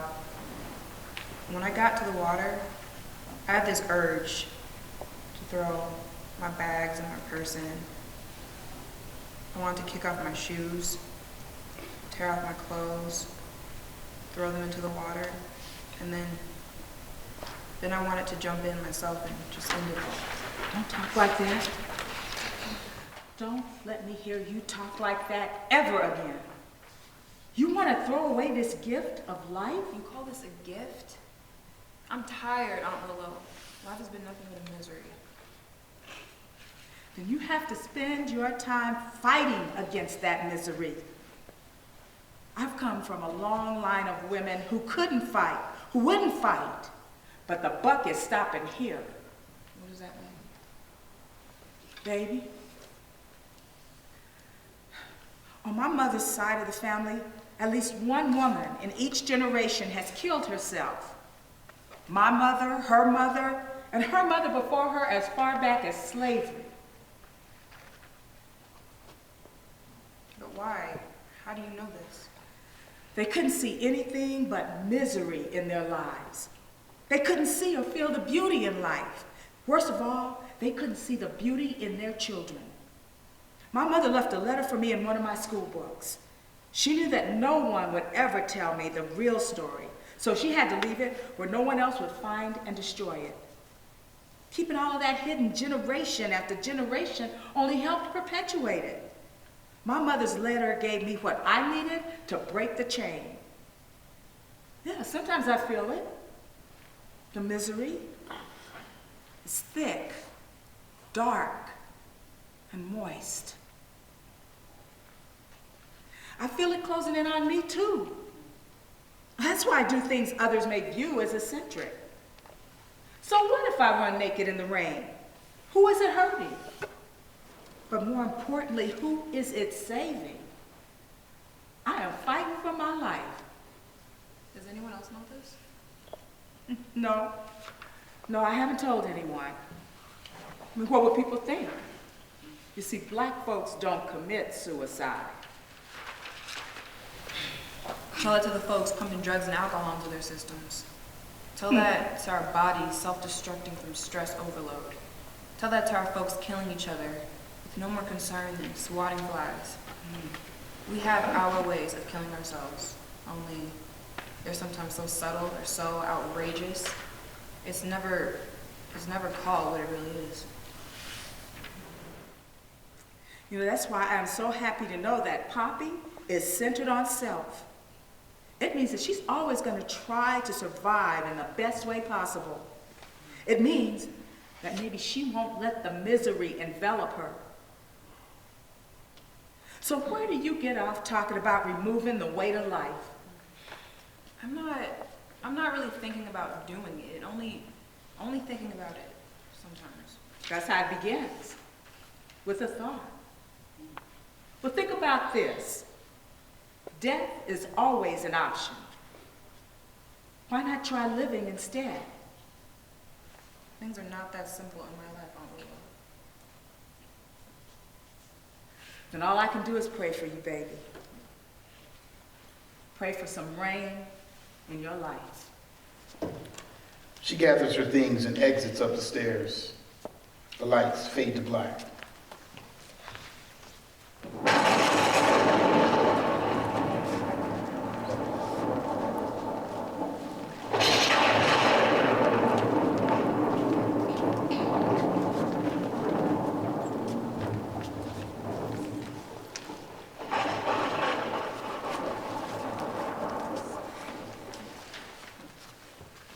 Scene 3. It's just before dawn. Hyacinth is asleep on the couch. The living room is shadowy. Gradually, a glow forms around the picture of Sugarbush and around Hyacinth's face. A figure glides into the room. Stooping at the front door, right near the stairs, only the silvery gray hair, perfectly styled, is in a glowing light. The face is indiscernible. The figure, more than shadowy, stops in the room in a soft pool of light. The figure wears the same dress worn by Sugarbush in the portrait. The face is heavily veiled. The figure reaches out. Its hand has several rings on each finger. It starts to stroke Hyacinth's hair. Then the figure whispers, "No time, no time." As if trying to implement the idea into the sleeping Hyacinth, the figure moves around, sits in the chair near the couch. She continues to stroke Hyacinth's hair and whisper, "No time," over and over again. Finally, the figure leans back and dozes off. Willow comes down to put on some coffee. She sees the figure in the chair and lets out a blood-curdling scream.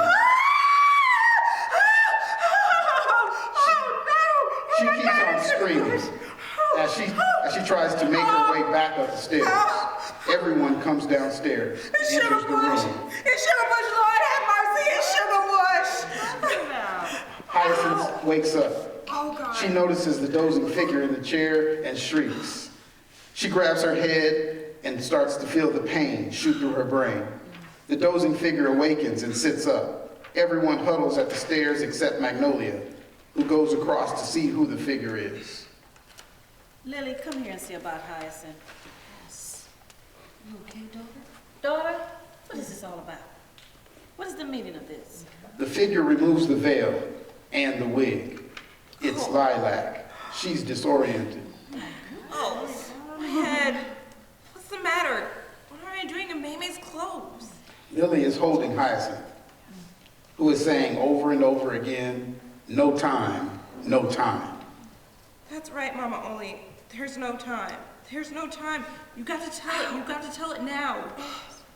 Let go of me. Let go. You are not my mother. She's not my mother. Baby, now don't act like that. You're just not feeling well. That's all. Come on now. Please, I'm sick of all the lying that goes on in this house. So am I, daughter.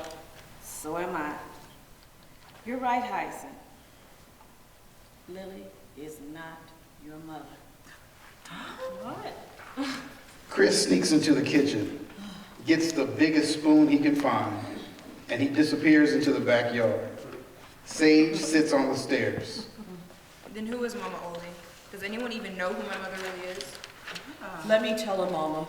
Hyacinth, I'm so sorry I haven't been honest with you. You see, I was married to a musician in a band that I traveled with. When we first met, there were no sparks, nothing. He was just a friend, just a guy. But that man could blow him some trumpet. He'd hit certain notes and I'd feel a fire just flare up inside of me. His playing moved me to sing from places deep down inside, and I didn't even know those places existed. And he told me that my voice inspired him. He'd look into my eyes and he'd say intently, that voice, that's the sound I'm trying to capture when I play. Your voice. And then I would just melt. So we came together and I grew to love him. We tried to have children, we tried, but it just wasn't happening. I was not equipped to have children. Then God brought you into my life. So, I'm adopted? You could say that. Someone very close to us had a baby and could not take care of her. That baby was you. Well, who had me, Mama? I mean, I don't know what to call you now. I guess we'll sort that out later. But do I even know the person who my mother, who is my mother? Yes, Hythen, you do know. It's Sage. Aunt Sage? You're my real mother? She and Sage look at each other.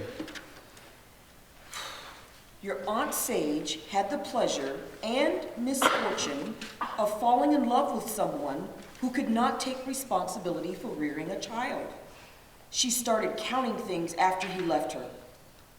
We, Mama Oli, all of us, thought I should take you once you were born because Sage couldn't take care of you. Little did I know my husband would soon leave me for a woman who could give him sons.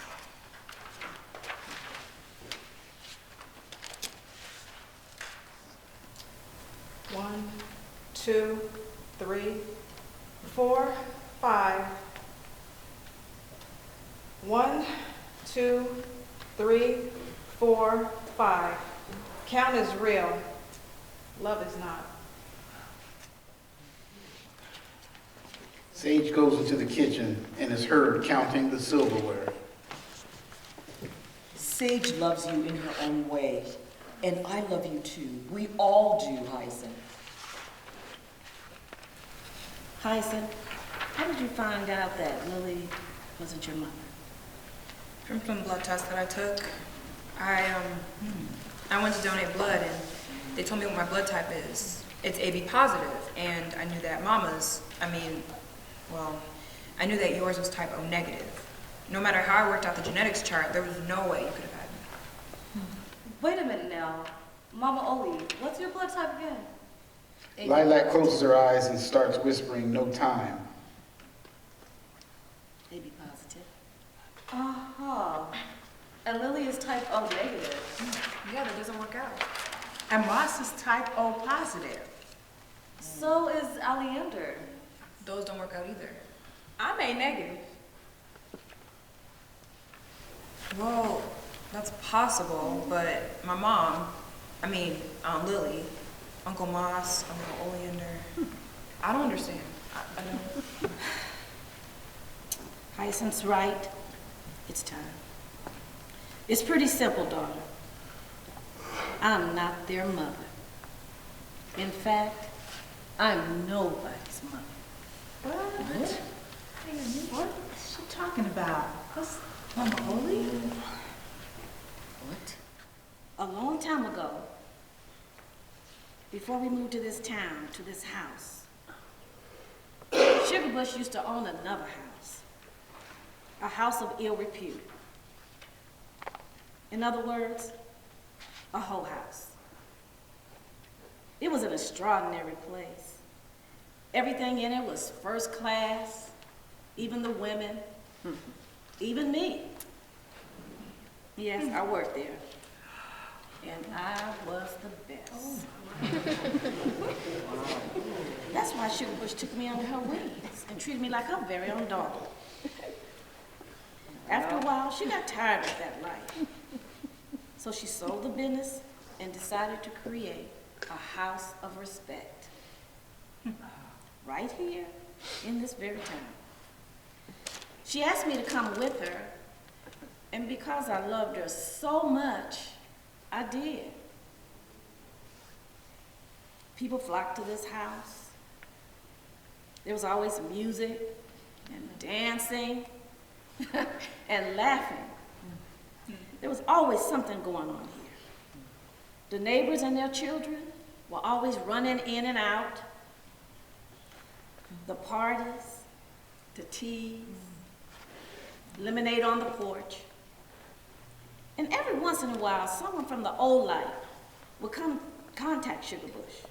That's how she found out about the women that used to work for her, because she really cared about them. She decided to help them when they got pregnant and couldn't keep their kids. All you children, from Rose on down, were taken in by Sugarbush and me. And none of you have the same mother. I remember the others coming, Mama. Even though I didn't understand what was happening, I remember you going away and coming back with the baby. I never remember your stomach getting big. But I was already here. I always thought I was really your child. You are my child. You are my child. All of you are my child. All of you are my kids. So what do we call you now, Mama? Daughter, it takes more than blood to make a family. We go on with our lives. We go on living. Hyacinth starts up the stairs. Sage comes out of the kitchen and watches her. Where are you going? To get my bags. I found out what I needed to know and now I can go. No. But this is your home, Hyacinth. All roads lead to here. Don't start, Lilac. But you have secrets too, Hyacinth, and there is no time. No time. Shut up. You don't know what you're talking about. Shut up. She starts down the stairs, misses a step, and rolls down to the bottom. She cries out, covering her left eye. Oh, God, I can't see it. What is it, baby? Did you hurt your eye? Move, let me get a look at it. Is it bleeding? Oh, I can't stand the sight of blood. Oh, No. shit. Oh, God. Sage, go get a cold towel. You better be hurt using that kind of language in front of Mama. Thank you, baby. You sure better be. Will you please let me get a look at her? I'm still the nurse around here. Okay, I come on. can't see, Mom, I can't see. Sage returns with a wet towel. Willow grabs it and wipes her own face with Thank it. you. Oh, my God. Let's get her to the couch. All together now. 1, 2, 3. They get Hyacinth to the couch. She still holds her left eye with the towel in one hand. Don't worry, baby. I'm here for you. I won't leave you. I'll never leave you. Will you all be quiet? Okay, honey, now where does it hurt? I can't see out of my left eye. It's black and I can't see. It's in her head. I can't reach it. The doctors can't reach it. It's killing her. God, no, not my baby. Not my baby. Doctor, when she told me, she came into her office very angry. She slapped the x-rays up on the screen and jabbed her finger at them. There, and there. 3 different places, 3 different views of my death. Then she lit a cigarette and she paced. All those years of schooling and not a damn thing I can do about this. Nothing. Nada. Then she started crying, which made me start crying. We held each other until the tears were gone. Then we sat and talked about this thing in my head, and we smoked, and smoked until the whole pack was gone. I'm gonna die, Mama, and I'm not ready. I'm not ready. Lily rocks her while she cries. So that's why you came home. To find out where you came from before you have to go. I was reading through the chart, and that's how I found out about my blood type. It was the only thing in there that I could focus on. It was the only thing in there that I could do something about. Oh, Lord. This tumor could make me blind before it kills me. So let me look at you. Let me look at all of you. You know, I didn't want to come here. I dreaded spending any time in this crazy place with all you crazy women, but now I see that I'm reflections of all of you. And you are reflections of me. And I love you. I love you all. Okay, so Oh, Lord. Can't be here this early on a Saturday morning. it's the... Rose yanks open the front door. What in the hell? It's the building inspector. Nice Aunt Rose. Please, come in. Thank you. Sorry to bother you, but I wanted to find out how things are going. We're scheduled to come by Monday to, Try to tear our house down. I was just hoping you had some news that would make my trip unnecessary. Nothing new to report so far, Miss Inspector. But we have 2 days. The earth is made in a day. Anything can happen. Okay, well, I guess I better be going. Like I said, I'm sorry to bother. Chris bursts in through the back door. Found it. He's covered with dirt and carries an old metal chest. Baby, what did you find? Golds and diamonds, and they're all for my mother. Now you can get back together. Where did you find this, Chris? It was out buried by old man Ruck. left daddy because you said he was broke and didn't bring any money. Now you guys can get back up together again. We can be a family together. So that's what all this digging is about? Oh, baby. Why didn't you tell me? Come here and give your mama a hug. You really think there's some treasure in there? Open it, Saguaro, before curiosity kills me. There's a lock on it. No problem. She uses a hammer and a screwdriver to break the lock. Everyone, including the inspector, tries to see what's inside. There's nothing in here but some old robbery papers. Oh, don't cry, little cuz. Maybe it's mapped to a buried treasure. The building inspector unfolds a large piece of paper out on the table. Wait, this looks like an old map of the house and property. Yo, what's that line over there? Running all the way there, down by the stone outcropping. I'll be damned if that's not the property line. Just like May said. Oh my goodness, and this here looks just like a deed to me. It goes right along with that map. Wow, I'll be. It's hot witness and everything. Looks like you guys get to keep your house after all. Some good news. Hey, now you can finish Hyacinth's room. That is, if she wants it. Do I have a choice? No. I'll call my boss at home, and first thing Monday morning, you guys bring this map and deed to the assessor's office, please. Okay. Sure will, Mr. Inspector. Chris, I'm so glad you found those papers. I was not looking forward to putting my body in front of any tractors. But Mom, what about daddy? Honey, I hate for you to be so miserable. I'll call him on Monday and see what we can work out. Especially since your job is on hold. Just give you something to think about. Iris, don't look at me like that. I am not calling your father, and that's final. You don't have to, Aunt Willow. He's calling you. Kitchen phone rings. Oh my goodness. Oh my Go on goodness. and get that phone, daughter. Willow runs over and answers the phone. I am so glad to be hearing some good news. I was beginning to think I had brought bad luck home with me. Miss Morris, I was wondering. I did a little carpentry work myself. Would you mind if I helped you finish up that beautiful room with the tree growing in it? I thought that tree is a code violation. Well, the only one that knows is me, and I'm not no snitch. Rose extends her hand. Call me Rose. Call me Daisy. You're gonna fit in just fine, Miss Locker. Just fine. May I go to my room now? I'd like to see it while I can. Yes, darling, let me help you. Sage grabs Hyacinth's arm, and Sage grabs the other arm.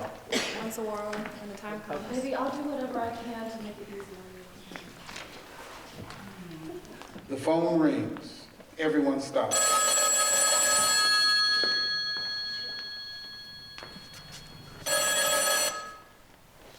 Hello. Hyacinth, it's for you. Hyacinth comes down the stairs, stops at the bottom, and takes a look back. Blackout. End of play.